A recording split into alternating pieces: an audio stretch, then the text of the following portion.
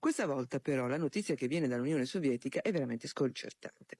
Il direttore dell'Istituto di Geofisica della città di Voronež, lo assicura l'agenzia TASS, ha confermato che un oggetto volante non identificato è atterrato almeno 3 volte di notte nel parco cittadino.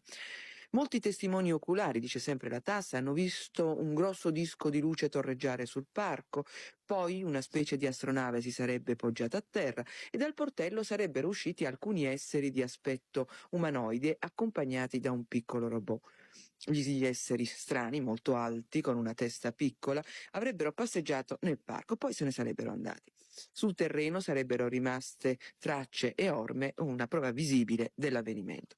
Bene, naturalmente lasciamo alla TASS la piena responsabilità della notizia. Il 4 ottobre 1989 Vladimir Lebedev, corrispondente da Voronež dell'agenzia stampa TASS, segnalò la notizia dell'atterraggio di un UFO avvenuto nella città sovietica qualche giorno prima, il 27 settembre, a cui avrebbe assistito un gruppetto di una decina di ragazzi, quasi tutti di età compresa fra 11 e 14 anni. L'agenzia non divulgò la notizia dell'avvistamento, ma Lebedev iniziò una nuova segnalazione il 9 ottobre, affermando che alcuni scienziati avrebbero confermato l'atterraggio. Il giorno successivo la TASS diede la notizia, che fu ripresa da diversi giornali sovietici e anche dalla televisione.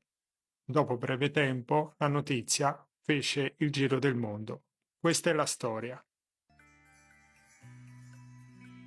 On September 27, 1989, 3 children at South Park in the Russian city of Voronež noticed a pink light in the sky that turned into a dark red ball as it got closer. It was about 5 to 9 meters wide and moving in their direction. Vasya Surin, Genya Blinov, and Julia Sholakova watched the ball as it approached and hovered in circles about 12 meters over the park. The children could see grass being disturbed under the sphere as it moved. Suddenly, the sphere floated away and returned a few minutes later. By this time, a crowd of about 40 adults had gathered and watched as a small hatch opened on the bottom of the sphere. A 3-eyed creature peered through the opening. After briefly scanning the terrain, the creature disappeared back inside, and the object landed in the park. To the shock of the witnesses, a door opened up on the bottom of the sphere, and the creature, or another similar one, walked out into the park with a bizarre, boxy robot. The creature wore silvery overalls, bronze boots, and a large disc on its chest. It had a wide but small domed head that rested directly on its shoulders, and 2 white eyes with a red one in between them. The children guessed the being to be nearly 3 meters tall. The creature uttered something, and a glowing rectangle appeared on the ground in front of it. He uttered another phrase, causing it to disappear. He then adjusted something on the robot, which caused it to start walking away. Terrified, a boy in the crowd began to scream, but was paralyzed when the being turned in his direction. Light shot from the creature's eyes as it locked its gaze on the boy, causing the crowd to panic. At that instant, the sphere, the robot, and the being simply disappeared. 5 minutes later, the visitors reappeared, but this time the being had a meter-long tube in his hand.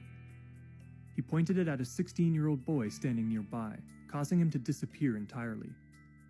The creature then climbed back inside the landed craft. The sphere ascended and flew off into the sky, and the teenager reappeared.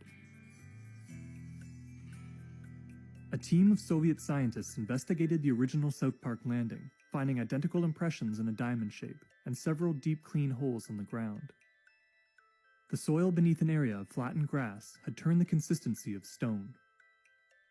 Based on the shape and depth of the depressions, Dr. Yuri Lasovsets estimated the object that landed to be as heavy as 11 tons. The police investigated the incident, and the National Soviet Information Agency, TASS, reported on it, though they usually ignored anomalous reports.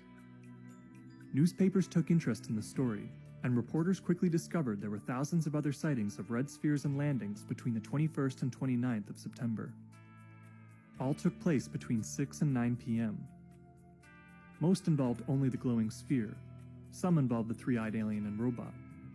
Some even involved short, grayish-green creatures in blue, loose-fitting overcoats. In the U.S., the St. Louis Dispatch picked up the story, and it was soon reported on by the New York Times. Western media generally reported that the object had only been witnessed by children, however, and did not draw much attention to earlier sightings. The same sources often reported that there were 2 alien creatures present at the South Park landing, when in reality there was only one. Under its strange veneer, the Voronež incident contains elements common to some unlikely anomalous experiences. First is the use of a tube-like instrument and its ability to paralyze onlookers. Similar handheld devices are a common element in UFO stories, and they're often used to affect witnesses from a distance. A French farmer named Maurice Mas was paralyzed in 1965 after a short being that emerged from a landed saucer pointed a small straight instrument in his direction. Georges Cattet of Nouatre, France, saw a suited humanoid figure standing in front of a domed craft with a metal rod in its hand. Cattet and his crew of 7 construction workers were all left paralyzed until the being in the craft simply vanished. What's more, remote paralysis and the use of tube-like devices can be traced back well before the flying saucer landings of the late 20th century. Like modern ufonauts, fairies in the Middle Ages were reported to paralyze their witnesses, either by the stroke of their hand or by the use of little wands. The Paiute Aboriginals speak of a previous civilization in present-day California that used small tubes to stun their enemies from a distance. The Tzeltal of present-day Mexico share stories of the Acals, short black humanoids that sometimes paralyze helpless onlookers. Even shielded from outside media, the people of Voronež saw the same strange beings and craft that people around the world have seen for centuries. This reminds us that the UFO phenomenon cannot be explained purely as a product of 20th century American culture, as skeptics often allege. In one way or another, the witnesses' experiences at Voronež were real, and they are shared with people from all parts of the world. Questa storia incredibile e comunque testimoniata da fonti governative spesso rimane appannaggio solo dagli studiosi del fenomeno. Vengono decantati argomenti stereotipati come l'Area 51 e lo schianto di Roswell, ma la storia è costellata da episodi veramente fuori dal comune, che vale la pena rammentarli e riportarli alla memoria di altre generazioni.